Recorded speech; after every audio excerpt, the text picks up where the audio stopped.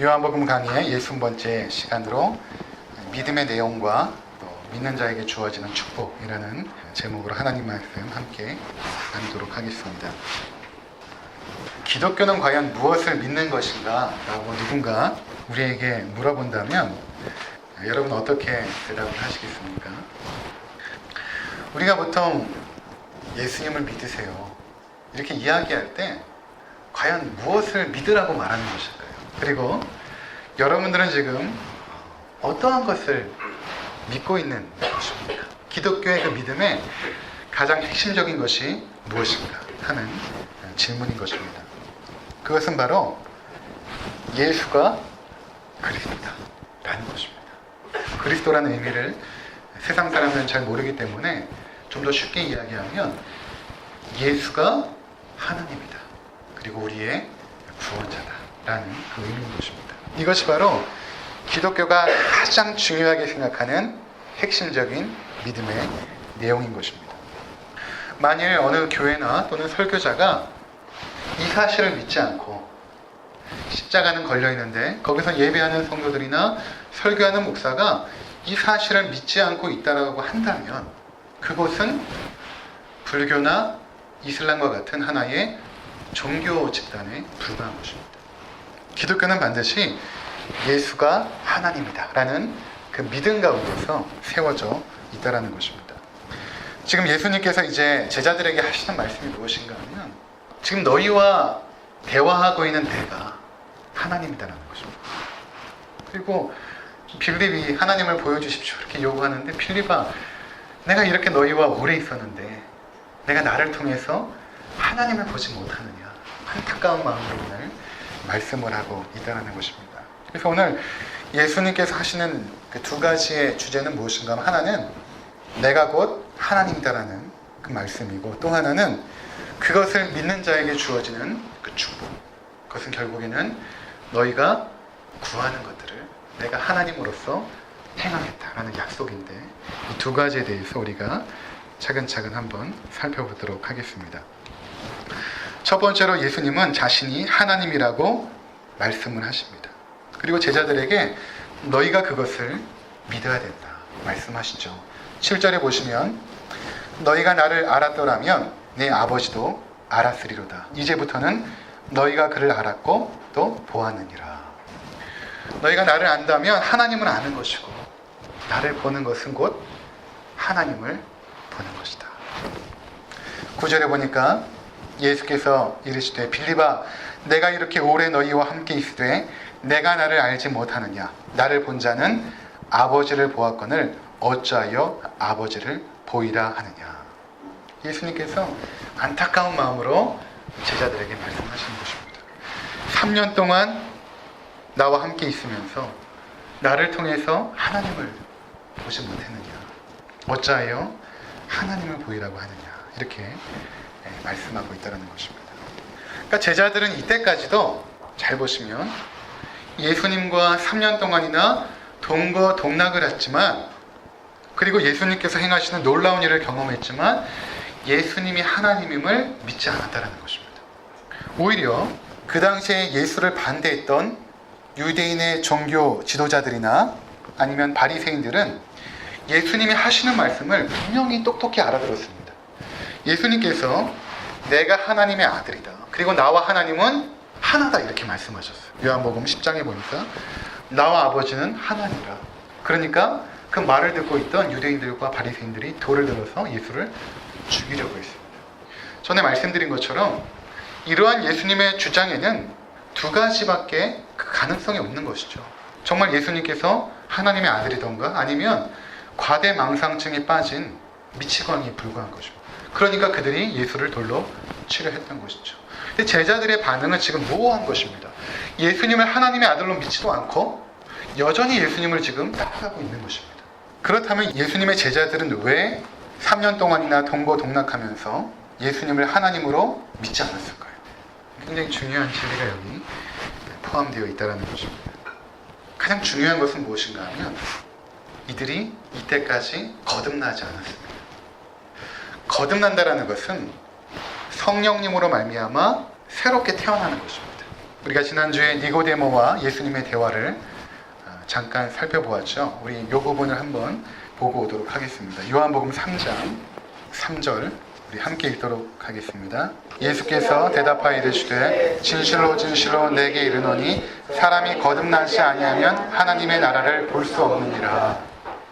하나님의 나라를 볼 수 없느니라. 2절에 보니까 그가 밤에 예수께 와서 이르되 라피어 우리가 당신은 하나님께로부터 오신 선생인 줄 아나이다. 하나님이 함께 하시지 아니하면 당신이 행하시는 이 표적을 아무도 할 수 없음이니이다. 니고데모가 하나님 나라의 일을 함께 토론하러 온 것입니다. 당신이 행하시는 이적을 보니까 하나님이 함께하는 분입니다. 예수님께서 하시는 말은 내가 하나님 나라의 일을 나와 토론하러 왔느냐? 그러나 너는 거듭나지 않았으므로 하나님 나라의 일을 말할 수 없다. 이렇게 말하고 있다는 것입니다. 제자들도 당시에 거듭나지 않았기 때문에 예수님께서 행하시는 그 여러 가지 사역들과 그분의 말씀을 통해서 예수가 하나님임을 믿지 않았던 것입니다. 그렇다면 거듭나는 것이 무엇인가? 5절에 예수님께서 이렇게 말씀하십니다. 예수께서 대답하시되 진실로 진실로 내게 이르노니 사람이 물과 성령으로 나지 아니하면 하나님 나라에 들어갈 수 없느니라. 3절과 5절을 비교해 보면 동일한 문장의 패턴이 진행이 되죠. 그런데 거듭나지 아니하면이라는 문장을 바꿔서 표현합니다. 물과 성령으로 나지 아니하면. 그러니까 거듭난다라는 것은 무엇인가 하면 물과 성령으로 나는 것입니다. 근데 보통 사람들이 물과 성령으로 나는 것이 무엇인가? 성경에 보면 물과 성령이 함께 등장하는 구절이 나오는데 에스겔서 36장 25절입니다. 맑은 물을 너희에게 뿌려서 너희로 정결하게 하되 곧 너희 모든 더러운 것에서 모든 우상 숭배에서 너희를 정결하게 할 것이며 또 새 영을 너희 속에 두고 새 마음을 너희에게 주되 너희 육신에서 굳은 마음을 제거하고 부드러운 마음을 줄 것이며 또 내 영을 너희 속에 두어 너희로 내 율례를 행하게 하리니 너희가 내 규례를 지켜 행할지니라. 28절까지 읽어볼까요? 시작. 내가 너희 조상들에게 준 땅에서 너희가 거주하면서 내 백성이 되고 나는 너희의 하나님이 되리라. 지난주 저녁 예배에 참석하신 분은 언약이란 것에 대해서 배웠을 것입니다. 하나님과 우리의 사이를 법적인 양식으로 묶어버리는데 그 법적 조항은 무엇이냐면 내가 너희의 하나님이 되고 너희는 나의 백성이 될 것이다 라는 것을 법적인 형식으로 묶지요. 근데 구약에 주었던 그 돌판에 새겨진 그 법조문은 우리 가운데 진정한 새로움과 거듭남을 일으킬 수 없었습니다.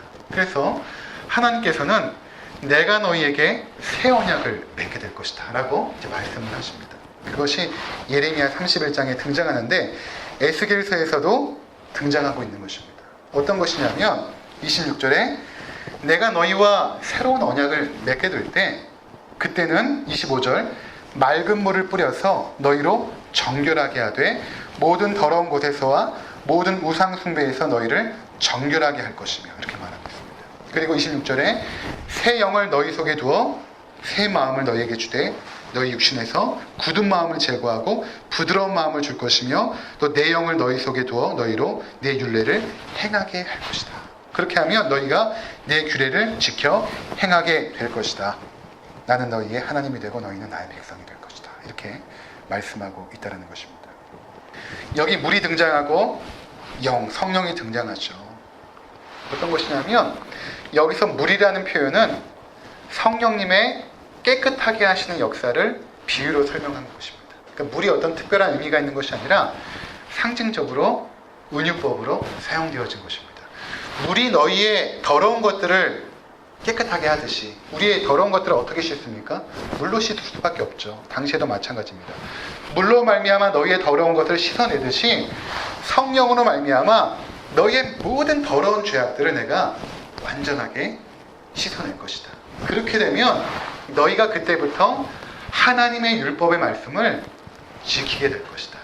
이렇게 지금 약속하고 있다는 것입니다. 우리나라 성경에는 이 표현이 많이 생략되어 있는데 영어 성경에는 내가 하겠다, I will, 내가 하겠다 라는 표현이 5번이나 등장합니다. 내가 그렇게 하겠다.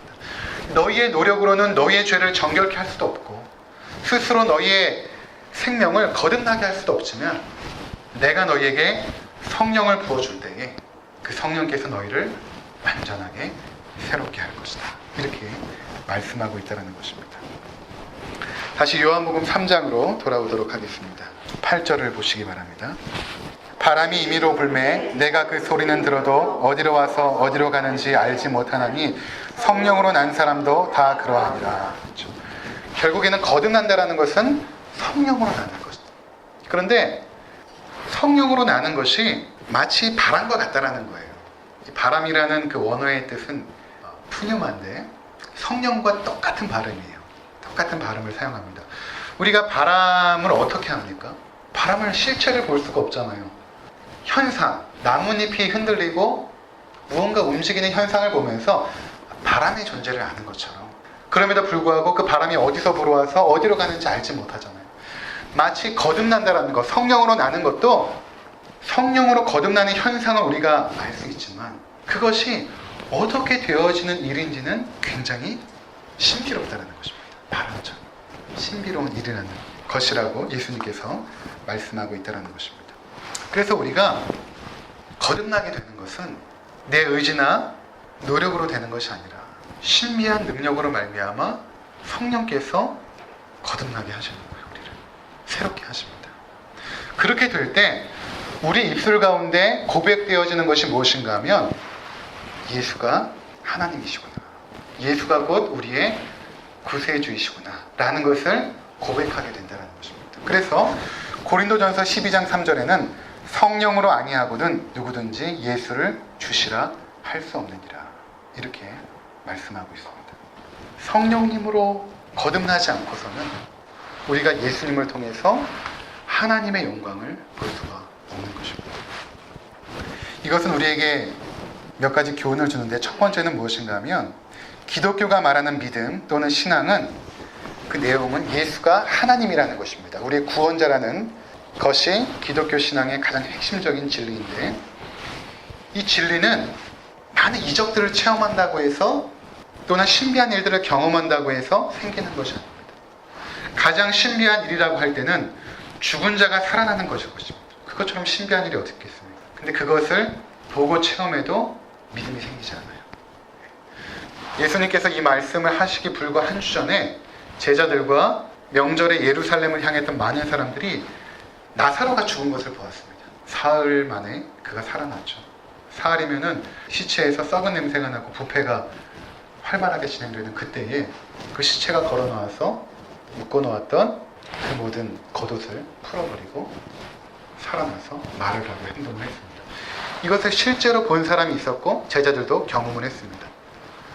그럼에도 불구하고 예수님이 하나님임을 믿지 않았던 것입니다. 누가복음 16장에 보면 이런 말씀이 있어요. 이르되 모세와 선지자들에게 듣지 아니하면 비록 죽은 자 가운데서 살아나는 자가 있을지라도 권함을 받지 아니하리라. 모세와 선지자라는 것은 구약 성경을 의미합니다.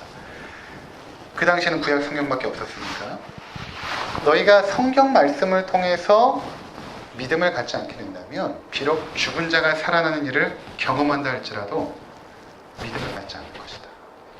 이렇게 지금 말씀하고 있다는 것입니다. 두 번째 교훈은 이것입니다. 기독교의 믿음은 성령님의 주권적인 역사로 말미암아 은혜로 우리 가운데 주어진다는 것입니다. 그러니까 여러분들이 예수님이 하나님임을 지금 믿고 있다면 그것은 나의 노력의 결과가 아닙니다. 내가 성경 공부를 열심히 해서 되어진 일도 아닙니다. 누군가 논리적으로 잘 설득해서 기독교가 얼마나 진리인지 논리적으로 잘 설득을 해서 그 믿음을 갖게 된 것도 아닙니다. 그것은 마치 바람처럼 성령님의 신비한 역사를 통해서 우리가 알 수 없는 순간에 찾아오셨고 우리가 알 수 없는 순간에 우리의 죄를 보게 하셨고 깨닫게 하셨고 회개하게 하시고 그리고 마침내 우리의 영을 새롭게 하신 것입니다. 이 시간 여러분들이 마음속으로 한번 대답을 해보시기 바랍니다. 여러분이 정말로 마음 가운데 예수님이 하나님임을 믿고 있습니까? 정말로 마음 가운데 예수님이 나의 구원자고 나의 하나님임을 믿고 있습니까? 만약 내가 아멘이라고 대답했다면 그것은 이미 성령님께서 내 안에 내주하고 계신 거예요. 그렇지 않으면 여러분들이 아멘이라고 고백할 수 없습니다. 우리가 인지하지 못하는 그 시간에 성령님께서 여러분 안에 찾아오셨고 이미 여러분을 새롭게 빚어가고 있다는 것입니다. 고린도후서 5장 17절에 그런즉 누구든지 그리스도 안에 있으면 새로운 피조물이라 이전 것은 지나갔으니 보라 새 것이 되었도다. 성령께서 우리를 그리스도 안으로 인도하셨고 우리를 완전히 새로운 피조물로 만드신 것입니다. 그래서 그렇게 새롭게 된 피조물들은 예수님이 하나님임을 믿습니다. 근데 사실 그 고백이 나의 고백인 것 같지만 내 안에 계신 성령께서 그렇게 고백하게 하십니다. 놀라운 일입니다. 아무리 내 자신을 보아도 다른 사람과 구별될 만큼 선한 것이나 새로운 것이 없다고 생각될 때가 있어요. 그래서 때로는 내가 정말로 거듭난 하나님의 백성인가 의심될 때도 있을 것입니다. 특히 여전히 연약하고 범죄하는 내 자신을 보면서 과연 내가 하나님의 자녀가 맞는가 의심될 때가 있습니다. 그러나 거듭나는 것은 내 의지로 된 것도 아니고 내가 노력해서 된 것도 아닙니다. 그것은 전적으로 하나님의 주권적인 은혜로 성령님으로 말미암아 된 것입니다. 그리고 그 증거가 무엇인가 하면 내가 예수를 구주로 고백하고 있다는 것입니다. 만약 여러분이 내 자신이 죄인임을 인정하고 오직 그 죄로부터 구원받을 길은 예수님밖에 없다고 고백하신다면 성령님께서 내 안에 계신 것입니다. 확실한 것입니다. 그리고 이 자리에 있는 것도 어떻게 보면 하나님의 자녀라는 증거일 수도 있어요. 이 자리에 있는 것이. 제가 주일날 강해 설교를 하는 가장 중요한 이유가 무엇인가 하면 하나님의 말씀을 전하고 싶어서입니다. 왜냐하면 제가 만일에 내가 전하고 싶어하는 주제들이 있잖아요. 그런 것들이 있습니다. 이 말씀을 내가 좀 전하고 싶다. 무엇인가 하면 우리들은 우리의 머릿속에 우리의 마음속에 나로 가득 차 있기 때문에 내 생각에 따라서 하나님 말씀을 편집할 수가 있어요. 조합을 할 수가 있어요. 그래서 결국에는 내가 의도하는 방향으로 말씀을 전할 수가 있습니다. 그렇게 되면 그것이 하나님의 말씀이 되지 않고 인간의 말이 되어집니다. 그리고 인간의 말을 전하기 시작하면 그 인간의 말을 좋아하는 사람들이 모이게 되어 있어요. 반면에 제가 하나님의 말씀을 증거하기 시작하면 어떤 현상이 생기냐면 처음에 제 생각이 있어요. 여러분 모두는 어떠한 생각들을 지금 머리에 품고 있습니다. 그래서 5명이서 큐티를 똑같은 본문으로 하게 되면 생각하고 해석하는 모든 것들이 거의 틀립니다. 왜냐하면 나의 그 당시의 기분과 환경과 내가 가지고 있는 선지식 속에서 그 말씀을 받아들이기 때문에 그렇습니다. 저도 그래요. 그런데 그러한 내 자신이 하나님 말씀으로 들어가서 이 말씀이 무엇을 말하고 있는지를 하나하나 연구하고 분석하다 보면 저의 생각이 깨어지고 제가 처음에 가지고 있던 생각이 깨어지고 하나님의 말씀으로 새롭게 되어집니다. 그렇게 됐을 때 제가 여러분에게 하나님 말씀을 가급적이면 바르고 정직하게 정확하게 증거하면 하나님의 자녀들이 이 자리에 앉아 있어요. 그리고 하나님의 자녀가 아니거나 성령을 받지 않는 사람들은 여기서 튕겨져 나가게 돼요. 반면에 하나님 말씀을 사랑하는 하나님의 자녀들은 그 말씀을 사랑하는 것입니다. 하나님 말씀입니다. 그래서 우리가 하나님 앞에 기도해야 될 것 중에 하나는 무엇인가 하면 하나님의 진리의 말씀으로 우리 자신을 채우는 것입니다. 그리고 성령께서는 그 진리의 말씀이 우리 가운데 충만해지도록 계속해서 역사할 것입니다. 그 과정을 통해서 내가 새로워지는 거예요. 하나님을 사랑하는 사람으로 계속해서 새로워지고 나의 믿음이 견고해지는 것입니다. 그렇지 않고 내 삶에 일어났던 신비적인 몇 가지 사건, 내가 보았던 신비한 어떤 환상, 누군가 나에게 해주었던 어떠한 특별한 예언들, 이런 것을 붙잡고 신앙생활을 하게 되면 쉽게 무너져 버립니다. 성령께서 여러분 가운데 예수가 그리스도임을 계속해서 믿게 하실 것입니다. 무엇을 통해서 하시냐면 성경을 통해서. 모세와 선지자에게 듣지 아니하면 죽은 자가 살아날지라도 사람들은 믿지 않겠다라고 말씀하신 것은 우리의 믿음의 오직 그 굳건한 근거는 기록된 하나님의 말씀밖에 없다는 것을 우리에게 가르쳐주는 아주 중요한 진리가 된다는 것입니다. 두 번째는 이렇게 예수가 하나님임을 믿는 자들에게 주어진 축복 13절과 14절 너희가 내 이름으로 무엇을 구하든지 내가 행하리니 이는 아버지로 하여금 아들로 말미암아 영광을 받으시게 하려 함이라. 내 이름으로 무엇이든지 내게 구하면 내가 행하리라. 아멘. 두 번째 축복은 예수님의 이름으로 너희가 무엇이든지 구하면 내가 행하겠다. 예수님께서 그것을 이루어 주시겠다. 오직 믿는 자들에게 주어지는 약속이며 특권이며 축복인 것입니다. 그렇다면 예수님의 이름으로 무엇인지 구하는 것이 무엇일까라는 것입니다. 우리가 간구하고 싶은 것들 막 구하고 마지막에 예수님의 이름으로 기도합니다 라고 하면 예수님께서 다 응답해 주신다는 것일까? 그것은 아닙니다. 이 의미를 우리가 좀 더 정확하게 알려면 요한복음 15장 7절 말씀을 보시면 됩니다. 요한복음 15장 7절에서 예수님께서 이 말씀을 이렇게 해석을 하세요. 너희가 내 안에 거하고 내 말이 너희 안에 거하면 무엇이든지 원하는 대로 구하라. 그리하면 이루리라. 예수님의 이름으로 기도한다는 것은, 이름이라는 것은 그 사람의 존재를 말해요. 히브리적 사고에서는 그 사람의 존재와 성품을 말합니다. 예수님의 이름으로 기도한다는 것은 다른 말로 하면 예수님처럼 기도한다는 거예요. 예수님처럼. 그러면 예수님처럼 기도하는 것은 어떤 것인가? 그것은 우리가 예수님 안에 거하고, 그리고 예수님의 말씀이 우리 안에 거한 상태에서, 이해가 되시죠? 우리가 예수님 안에 거하고 그분의 말씀이 우리 가운데 거한 상태에서 우리가 무엇이든지 구하게 되면 이루어진다는 것입니다. 이것이 약속이에요. 내가 구하고 싶은 건 막 구하고 예수님의 이름으로 기도하고 응답되겠지가 아니라 하나님의 말씀이 우리 가운데 충만히 거한 상태에서 기도할 때에 응답된다는 것입니다. 자, 우리가 성령 충만이라는 이야기를 많이 하잖아요. 성령 충만해야 됩니다. 성령 충만해서 하나님 앞에 영광 돌리고 기도해야 됩니다. 이런 말씀을 이제 많이 합니다. 이 성령 충만이라는 단어가 어디 나오냐면 에베소서 5장에 나옵니다. 거기 한번 찾아보도록 하겠습니다.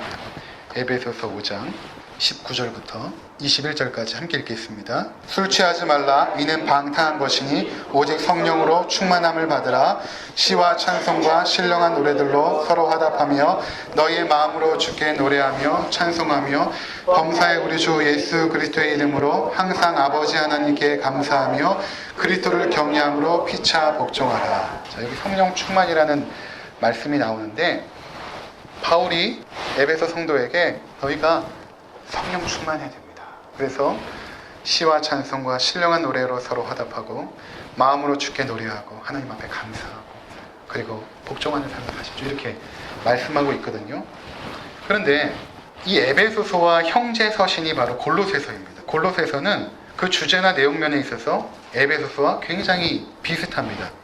에베소서 3장 16절 그리스도의 말씀이 너희 속에 풍성히 거하여 모든 지혜로 피차 가르치며 권면하고 시와 찬송과 신령한 노래를 부르며 감사하는 마음으로 하나님을 찬양하고 또 무엇을 하든지 말에나 일에나 다 주 예수의 이름으로 하고 그를 힘입어 하나님 아버지께 감사하라. 여기 잘 보시면 우리가 아까 읽었던 에베소서 5장 18절부터 시작되는 말씀과 거의 똑같아요. 거의 똑같습니다. 그런데 이 부분에서는 성령 충만을 다른 말로 표현하고 있어요. 다른 말로. 뭐라고 표현하고 있습니까? 그리스도의 말씀이 너희 속에 풍성히 거하여. 그러니까 사도 바울에게 있어서 성령 충만의 모습은 어떤 거냐면 그리스도의 말씀이 우리 가운데 풍성히 거하는 것입니다. 그래서 바울은 이것을 교차적으로 사용합니다. 성령 충만하십시오. 똑같은 의미는 그리스도의 말씀이 너희 가운데 풍성히 거하게 하십시오. 똑같은 것입니다. 자, 무슨 말인가 하면 우리가 하나님 앞에 성령 충만해져서 기도한다는 것은 우리가 그분 안에 거하고 그분의 말씀이 우리 가운데 충만해진 상태에서 기도하는 것을 의미하는 것입니다. 이 기도는 사실은 나의 기도가 아니라 성령께서 하게 하시는 말씀을 중심으로 한 기도인 것입니다. 그렇지 않게 되면 우리의 모든 기도들은 자기 중심적인 기도로 그리고 내 생각을, 내 주장을 아뢰는 기도로 흘러갈 수밖에 없다는 것입니다. 우리의 신앙의 모든 형식들, 기도, 금식, 구제, 선교, 전도, 예배. 굉장히 중요한 신앙의 형식들이죠. 이 모든 것들이 그리스도의 말씀, 즉 성경의 말씀에 지도함을 받지 않으면, 그 틀 안에서 움직여지지 않으면 이것은 굉장히 위험할 수 있습니다.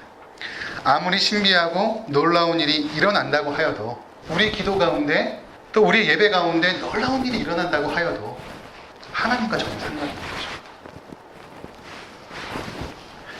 본문에서 예수님께서는 두 가지 중요한 말씀을 하셨습니다. 첫 번째로는 믿음의 내용입니다. 예수가 하나님을 믿어라. 그리고 그것은 성령님으로 말미암아 거듭날 때 가능한 것입니다. 그리고 두 번째로는 그렇게 된 자들에게 주어지는 기도응답의 축복인 것입니다. 그것은 하나님의 진리의 말씀이 우리 가운데 충만하게 임한 상태에서 기도할 때 이루어지는 그 축복인 것입니다. 아무쪼록 이러한 은혜 가운데 거하시는 우리 모든 성도님들 되시기를 주의 이름으로